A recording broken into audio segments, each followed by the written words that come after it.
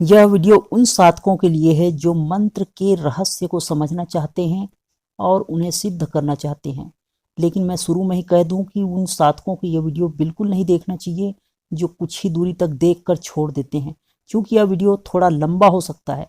लेकिन मैं आपको बताने वाला हूँ खास बात कि मंत्र सिद्ध क्यों नहीं होते, बल्कि आप इस मंत्र के द्वारा भौतिक सुख सुविधाएं से लेकर आत्म शांति तक आप प्राप्त कर सकते हो। ब्रह्म ज्ञान तक आपको प्राप्ति होगी, बशर्ते कि आपको मैं जो बातें बता रहा हूँ उसे बहुत ही बारीकी से समझना होगा। देखिए, हमारे पूर्वज लोग इन्हीं मंत्रों के द्वारा ही अपने आत्म शांति तक प्राप्त करते थे। भौतिक सुख सुविधाएं तो बहुत छोटी सी बात है। आपको इस वीडियो को पूरा देखकर समझना होगा। बात को समझिए कि जीवन के पग पग पर यानी संपूर्ण जीवन में बाधाएं ही बाधाएं होती है और हम उन बाधाओं से पीछे हट जाते हैं, जबकि हमें उन बाधाओं को पार करना होगा, तभी हम आगे बढ़ सकते हैं। लेकिन हमारे पूर्वज मंत्रों के माध्यम से अपनी आत्म शक्ति को विकसित करते थे। वह मंत्र अपने गुरु द्वारा प्रदत्त होता था और सफलता अर्जित करते थे। पर मेरे पास इस वीडियो में कमेंट आता है कि हम मंत्र काफ़ी सालों से कर रहे हैं, एक मंत्र करा, दूसरा करा, हमने छोड़ दिया, कारण क्या था? मैंने उनसे पूछा और वो जवाब देते हैं कि हमें सिद्धि नहीं मिली, मंत्र कुछ होता नहीं है और हम अपनी गलती नहीं देख पाते। हमारे ऋषि मुनि इस बात को भली भांति जानते थे कि गृहस्थ हो चाहे सन्यासी, मंत्रों के द्वारा हम उन शक्तियों को अर्जित कर सकते हैं जिसे आत्म शक्ति कहते हैं। भौतिक सुख सुविधाएं तो बहुत ही छोटी बात है और आप भी समझते हो कि 16 बार आक्रमण करा मोहम्मद गजनवी ने, उसके बाद भी हमारा देश आज भी विकास सिलसिले के विकसित देश में है। आप समझ सकते हो कि 50 सालों तक हम किसी के अधीन रहने के बाद भी हम इस समय कोरोना दौर में भी बड़े शांति से हैं, जबकि काफ़ी सारे देश त्राहिमाम पुकार रहे हैं। तो आप समझ सकते हो कि हमारे ऋषि मुनियों को ऐसी कौन सी विद्या प्राप्त थी जो कि हम अभी प्राप्त नहीं कर पाए हैं। जैसे जैसे हम संसार में उलझते गए, हम उन विद्याओं को भूलते गए हैं। संसार निरंतर परिवर्तनशील है। आप पूरा वीडियो देखें, मैं पूरी बात आपको बताने का प्रयास कर रहा हूँ। मैंने अभी कहा कि संसार निरंतर परिवर्तनशील है। समय के साथ साथ व्यक्ति की मान्यताएं, भावनाएं और इच्छाएं बदलती रही है। कुछ समय पूर्व तो सामाजिक व्यवस्था ऐसी थी कि जब व्यक्ति की आवश्यकताएं न्यून थी, आप समझ सकते हो इतनी न्यून थी कि बैलगाड़ी में यात्रा करते और हजारों कोस की दूरियों को जैसे हम अभी घंटों में यात्रा कर लेते हैं, पहले महीनों लगता था। और इतनी न्यून थी आवश्यकताएं कि एक किसान ने अन्न उत्पादन किया, उन्हें उसने मोची को दिया और मोची ने जूता दिया। बात को समझिए, वस्तु के बदले वस्तु का आदान प्रदान और शांति से सुख से रहते थे। उसके बाद भी हमारे पास ऐसी कुछ संपन्नता थी और वह थी हमारे रिसर्चरों यानी ऋषि मुनियों द्वारा प्रदत्त विद्या के द्वारा। तो आप समझिए कि युग जैसे जैसे बदलते गया और हम संसार में उलझते गए और आज हमारे पास धन है लेकिन मन की शांति नहीं। और धन है यह भी नहीं कह सकते कि हम कमाने वाले एक हैं और खाने वाले चार हैं। तो ऐसी क्या बात है मंत्रों में कि हम मंत्र के द्वारा हम अपनी आत्म शक्ति को विकसित कर सकते हैं? बहुत ही आसान सी बात है, बशर्ते हमारे पास जो मंत्र है वो किताबी होते हैं या हम नेट से देख कर सीखते हैं। जैसे जैसे हम मंत्र को समझना चाहेंगे और उनकी रहस्य को हम समझ पाएंगे। आज के समय में आपको चैतन्य मंत्र अगर मिल जाए, यानी गुरु के द्वारा मंत्र मिल जाए और कुछ बातें जो मैं अभी बताने वाला हूँ उन्हें आप पालन करते हो, तो निश्चित ही आपके जीवन में भौतिक सुख सुविधाओं के साथ आत्म शांति प्राप्त होगा। एक ऐसा मंत्र मैं आपको बताऊंगा जो आपको तत्व तक लेकर जाएगा, यानी आपको आत्म विश्रांति सच्चिदानंद तक लेकर जाएगा। और आपने कई बार सुना भी है लेकिन आपने करा नहीं है। देखिए, मंत्र काम करते हैं, भले ही आपको भरोसा हो ना हो। कई बार मेरे वीडियो में कमेंट किया जाता है, जबकि वो लोग खुद ही देखते हैं कमेंट को, कि 100 में से 90 कमेंट करने वाले पॉजिटिव है, जिन्होंने भी इसे प्रैक्टिकल लिया है। वो 10 लोग वो हैं जिनके हृदय बहुत ही ठोस है, मतलब उनके ऊपर संसार की पर्दा पड़ा है। ऐसा तो पिछले समय में भी होता था, लेकिन उनके पास एक गुरु होता था और आपने अभी बगैर गुरु के इसे प्रयास किया है, इसलिए भी नहीं हुआ होगा। मैं आपको बता रहा था कि इस मंत्र को चैतन्य गुरु द्वारा प्रताप प्राप्त करना होगा और आप जब उस पे प्रतिदिन जप करेंगे कुछ नियमों को पालन करते हुए, तो आपको निश्चित ही सफलता प्राप्त होगी। हमारे समय जैसे जैसे बदलते गया, मंत्रों पे विश्वास उठते गया और हमारा आडंबर यानी कि इस पर अंधविश्वास छाते गए और लोगों ने मंत्रों की शक्ति को भूल सा गए हैं। अगर आपने अपने उच्च कोटि की गुरु यानी जिन्होंने इस मंत्र को सिद्ध करा हो उनके मुख से सुन लेते हो, अगर आप अपने आप भी करते तो भी तो लाभ करेगा, बशर्ते ज़्यादा बेहतर होगा कि मार्गदर्शक हो। तो मेरी बातों को समझिएगा कि यह हमारा दुर्भाग्य ही है कि हम अपने ऋषि मुनियों को कभी किताबों में कभी कंदराओं में खोजते हैं। आप पहले मंत्र जप करें, फिर उसके बाद आपको गुरु तो प्राप्त होगा ही। वैसे मैंने जैसे बताया कि गुरु द्वारा प्रदत्त हो तो ज़्यादा बेहतर है, लेकिन नहीं है तो भी आप कुछ लाभ तो उठा ही सकते हो। क्योंकि मैंने कई बार आप लोगों को बताया कि आप गुरु द्वारा मंत्र को जपें, चैतन्य करा के जपें, तो पहले आप जपना चालू कर दें और उसके बाद आप गुरु प्राप्त कर सकते हो। यानी आपका हृदय शुद्ध होगा तो आपको गुरु मिल ही जाएगा। तो मैं आपको कुछ बातें बता रहा हूँ जो कि मंत्र जप में, मंत्र सिद्धि में कुछ नियम है। जैसे कि लोग मेरे से पूछते हैं, सबसे बड़ा सवाल होता है स्त्रियों का कि हम उन दिनों में मंत्र करें कि ना करें। तो मैं कहूँगा कि पहली बात तो इस मंत्र को सिद्धि के लिए उन दिनों में शुरू करें ही नहीं, और अगर कर चुके हैं और बीच में आपको मासिक यानी कि स्त्रियों को जो समय आता है उस समय अगर ऐसा होता है तो पहले आप स्नान करके बैठें या फिर उन दिनों में आप मंत्र छोड़ दें, चूंकि आपके शरीर तो साथ दे नहीं रहा। तो आपको उन दिनों में मंत्र जप नहीं करना चाहिए, माला के द्वारा या नियम को छोड़ देना चाहिए। उन 5 दिनों के बाद आपको मंत्र जप करना चाहिए। अगला सवाल आता है कि हम लहसुन प्याज या टेस्टी भोजन करें कि नहीं। पहली बात तो आपको कम भोजन करना चाहिए, और टेस्टी भोजन की तो बात ही ना करें आप। टेस्टी करने के लिए तो हम लहसुन प्याज ग्रहण कर रहे थे, तो हम मन को कब जीतेंगे। तो ये आपको मैंने दूसरी बात बताया कि आपको टेस्टी भोजन नहीं करना चाहिए। जैसा रूखा सूखा फल वगैरह ले सकते हैं, आप दूध ले सकते हैं, और जितना कम भोजन करेंगे उतना ही आपका मन विश्राम को प्राप्त होगा। तो आप साधना जैसे ही शुरू करते हो, कोई भी कर सकता है इसे। लोगों का सवाल होता है स्त्री कर सकते हैं, बच्चे कर सकते हैं। तो स्त्री, युवा, वृद्ध, विवाहित, अविवाहित सभी कर सकते हैं, इसमें कोई भेद नहीं है। तो ये मंत्र कोई भी कर सकते हैं। बस आपको, अगर आप स्त्री हैं तो मैंने जो बातें शुरू में बताया उसे ध्यान रखें, आप पवित्र होकर करें। प्रत्येक साधना की जप संख्या नियत होना चाहिए, दिनों की संख्या भी निश्चित होनी चाहिए। जैसे आपने 31 दिन, 21 दिन या जैसे भी आपसे समर्थ होता है, कोई 40 दिन का भी करते हैं, तो उस दिन तक आपको निश्चित संख्या में जप को पूरा कर लेना है। जैसे आपने 11 दिन में 1.25 लाख मंत्र जपने का संकल्प करा है, तो आपको उसे संख्या को गिनती कर लेना चाहिए और 11 दिन में आपको 1.25 लाख पूरा कर ही लेना चाहिए। तो अवधि बहुत ही महत्वपूर्ण है। अब भोजन अगर आप एक समय ले सको, सात्विक आहार ले सको, बस आपको भोजन में मांस, शराब, लहसुन, प्याज ये संपूर्ण पूरी तरह वर्जित है। भोजन का साधना से सीधा संबंध है। आप बात को ध्यान रखिएगा, शुद्ध खान पान के मामले में सतर्कता बरतें।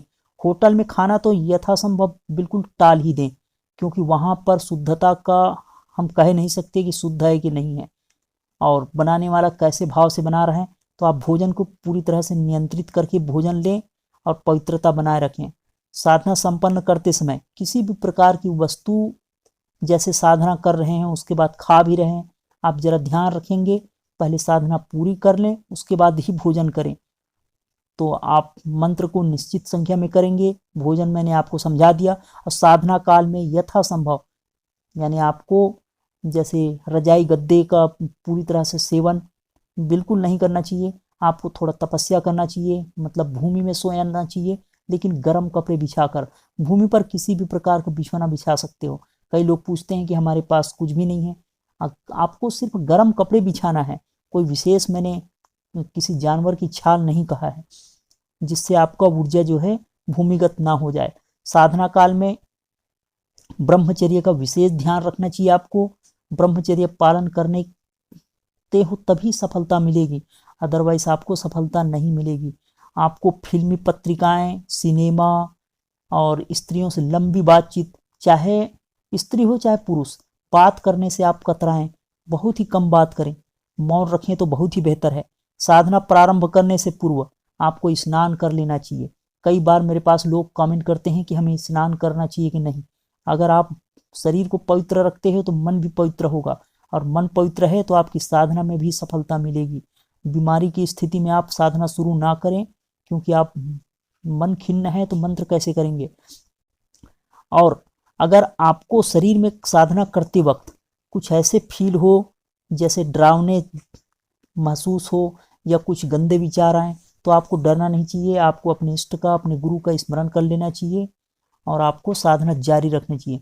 साधना काल में बीड़ी, सिगरेट, तंबाकू जैसे पान मसाले ये संपूर्ण वर्जित है। आप अगर 11 दिन की साधना कर रहे हैं तो जो मैं मंत्र बताने वाला हूँ, आपको उतने दिनों तक जो व्यसन है उनसे पूरी तरह से मुक्त रहना चाहिए। साधना काल में स्नान करते समय साबुन का प्रयोग ना करके अगर मिट्टी का प्रयोग करें तो ज़्यादा बेहतर है। और जो केमिकल से बने इत्र है वो तो बिल्कुल आपको नहीं लगाना चाहिए। और आपको नौकरी या व्यापार वाले हैं अगर आप, तो रात्रि में प्रत्येक दिन मंत्र जप कर सकते हो। अगर आप मौन नहीं रख सकते तो दिन में कम बातें करें, काम की ही बातें करें। साधना काल में सिनेमा देखना बिल्कुल वर्जित है। काफ़ी लोगों से मेल जोल, बहुत सारे जगहों में जाना, और इन सारी बातों को, जो छोटी छोटी बातें हैं, इनसे आप पालन करते हो। जैसे गप्पे हाँकते हैं लोग, काफ़ी सारे नेट पे बहुत सारे अलग अलग प्रकार की फिल्म या अलग अलग प्रकार के वीडियो देखना, ये सब बातें आपको बिल्कुल ही छोड़ देनी चाहिए। साधना घर के एकांत कक्ष में करें। अगर आपको एकांत कक्ष ना मिले तो छत पे करें या कहीं भी करें जहाँ पे ज़्यादा शोरगुल ना हो। मंदिर, नदी किनारा या अपने गुरु का आश्रम तो सबसे श्रेष्ठ है। तो इन सारी बातों को आपको ध्यान रखना चाहिए। साधना प्रारंभ करते हो जब, तो उनके पहले जैसे कि मोबाइल है उन्हें आप बंद कर दें, टीवी है बंद कर दें। मतलब आपको ध्यान रखना है कि शांति बनाए रखें, और आपको पूजा सामग्री पहले ही खरीद कर ले आना है, ताकि आप संसार के उन सारे लोगों से ना मिल सको जिनसे आपको मन जो है बाह्य मुख हो जाए। तो छोटी छोटी बातें हैं जिसे मैं आपको याद कर करके बताते जा रहा हूँ। आप इन सारी बातों को पालन करना है, फिर आपको ऐसे कोई कमेंट करने की जरूरत नहीं पड़ेगी कि मैंने मंत्र चालू किया और कोई सिद्धि नहीं मिली। तो आप ज़्यादा से ज़्यादा बातें बिल्कुल ना करें, और अपने गुरु से बातें कर सको तो बहुत ही अच्छी बात है। और साधना काल में आपको अपने गुरु का भजन, सत्संग, बस इन्हीं पे ध्यान लगाए रखना है। कभी कभी साधना काल में आंखों में सामने अजीबोगरीब दृश्य दिखेगा। जैसे मैंने शुरू में बताया था कि आपके हृदय में एकांत महसूस होगा, डर महसूस होगा, काम, क्रोध, लोभ ये सब उठता हुआ महसूस होगा, या विचित्र चलचित्र दिखेगा। तो ये सब मन की परतें हैं। जैसे जैसे मन की में एकाग्रता आते जाएगी, मंत्र संख्या बढ़ते जाएगी, आपको अजीबो आवाज सुनाई देगा, या मीठी आवाज, मधुर आवाज, डरावने दृश्य, अच्छे दृश्य। तो ये सब में आपको दृष्टा बने रहना है। और जो भी आपको अनुभूति हो रही है, बाहरी लोगों को कुछ भी शेयर नहीं करना चाहिए। अपने गुरु के अलावा, अपने बड़े गुरु भाई के अलावा किसी को बताने की इजाज़त नहीं है। और अगर आपने बता दिया तो आपके अंदर बताने में कुछ मान पाने की, कि मैंने कुछ अर्जित किया है, तो आपकी सारी साधना व्यर्थ चली जाएगी। तो इन छोटी बातों को आपको ध्यान देना चाहिए। साधना काल में माला हाथ से अगर गिरती है तो इस बात का पूरा ध्यान रखें कि माला ना गिरे, और गिर गई तो फिर से आप पवित्र करके, जल से आप छिड़काव करके, क्षमा याचना करके फिर से चालू कर सकते हैं। अगर माला टूट गई तो आपको उसी दाने को जोड़ लेना है, और अगर ना जोड़ सको तो नया माला गोमुखी के अंदर यानी कपड़े में छुपाकर जपना चालू करें। किसी भी प्रकार की साधना या मंत्र जब आप करते हैं, मैं जो मंत्र बताऊंगा वो तो आप करें, लेकिन किसी प्रकार की पूर्व दीक्षित आपके मंत्र हो और उसे आप करना चाहते हो, तो या फिर दीक्षा नहीं लिए हो तो आपको दीक्षा लेना जरूरी है।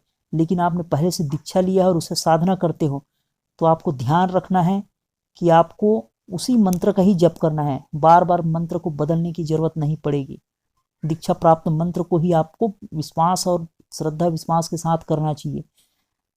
तो मैंने काफ़ी सारी बातें बताए हैं। आपके मन में अगर कोई डाउट हो तो आप कमेंट बॉक्स में फिर से पूछ सकते हो। और इस मंत्र को अभी लॉकडाउन के समय जप करें। और आर्थिक स्थिति, भौतिक स्थिति, देखिए मंत्र काम करता है। मन को तारने की विधि का नाम मंत्र है, लेकिन जिस ओर हम अपने मन को लेके जाते हैं वैसा ही कार्य करता है। तो अगर आपने पहले ही कुछ ठान रखा हो तो वो काम करेगी। लेकिन आपने जो जो बातें मैं शुरू में बताया हूँ उसे पालन कीजिएगा। मंत्र जप के बीच में कैसी भी परिस्थिति आ जाए, मुझे जो भी बातें याद आ रही है हर छोटी बात आपको बताने का प्रयास कर रहा हूँ। आपको मंत्र जप करते हैं, जैसे कि 100 माला कर रहे हैं, उस समय कोई भी बात मन में उठने लगे तो आप दृष्टा बने रहें बातचीत में, या फिर किसी भी बातों में किसी को कोई भी जवाब नहीं देना चाहिए। जैसे कि आप मंत्र जब चालू करते हैं, घर के कोई सदस्य आपको पुकारता है, सबसे पहली बात तो उन्हें पहले ही समझा के रखें। और अगर आप मंत्र जप कर रहे हो उसके बीच में आपको जवाब देना वर्जित है, जब तक आपका वो नियत संख्या पूरा ना हो, बीच में ना उठे। साधक के प्रति ना साधक को पूरा विश्वास होना चाहिए, यानी श्रद्धा होनी चाहिए कि मंत्र काम करता है। गुरु, इष्ट और मंत्र, और इतना ही नहीं, आप भी सब एक ही हैं, ऐसी भावना रखना चाहिए और आपको सफलता निश्चित ही मिलेगी। साधक सर्वथा शांत बैठे रहें, यानी जैसे मैंने बताया कि मौन का पालन करें, किसी भी प्रकार का मन में संदेह नहीं लाना चाहिए, और आपको उग्रता का भी यानी क्रोध का भी प्रदर्शन नहीं करना चाहिए। जितना हो सके शांत भाव रखें। साधना काल में आपको शारीरिक अन्य लोगों को कष्ट, उसके अलावा मानसिक कष्ट भी नहीं देना चाहिए। जितना हो सके आप कम भाषण करें और पवित्र बनाए रखें, असत्य ना बोलें। सबसे बड़ी बात तो आप कम ही बोलें, और कोई भी कार्य करते हो अपने कार्य को करते रहें। पूरी निष्ठा और गुरु आशीर्वाद लेकर ही आप इस साधना में सफल हुए, और मैं परमात्मा से प्रार्थना करता हूँ कि आप इस साधना में सफल हुए। ये किसी भी प्रकार की साधना में, चाहे आप अपने गुरु का मंत्र करते हो, एकाक्षर करते हो, या जो भी आप पाठ करते हो, ये सारे नियम सभी के लिए मान्य है। और इतना सब करने के बाद अगर आपको सफलता ना मिले, ये हो ही नहीं सकता। तो अगर आपको लगता है कि कोई भी, जैसे कि एक बार में सफलता नहीं मिलता है, अगर आप साधना कर रहे हैं तो आप इस साधना को बार बार कर सकते हैं। हो सकता है कि आपने साधना करा और आपका मन खिन्न हो गया, या हो सकता है कि आपके संस्कार बहुत मोटे हैं, इसलिए एक बार में सफलता नहीं मिली होगी। और सबसे बड़ी बात तो है जो मैं आपको बताने वाला हूँ, कि आप अपने गुरु के सानिध्य प्राप्त करें, चाहे कितना ही मंत्र करें, कितना ही योग करें, आपको बगैर गुरु के आशीर्वाद का अंतिम स्थिति प्राप्त होना कठिन नहीं, नामुमकिन ही है। तो ये अंतिम बात मेरा याद रखिएगा। और कई लोग कमेंट करते हैं कि हमारा गुरु नहीं है तो हम क्या करेंगे। तो ये तो ऐसा मंत्र है, जो मंत्र ओमकार का मंत्र है।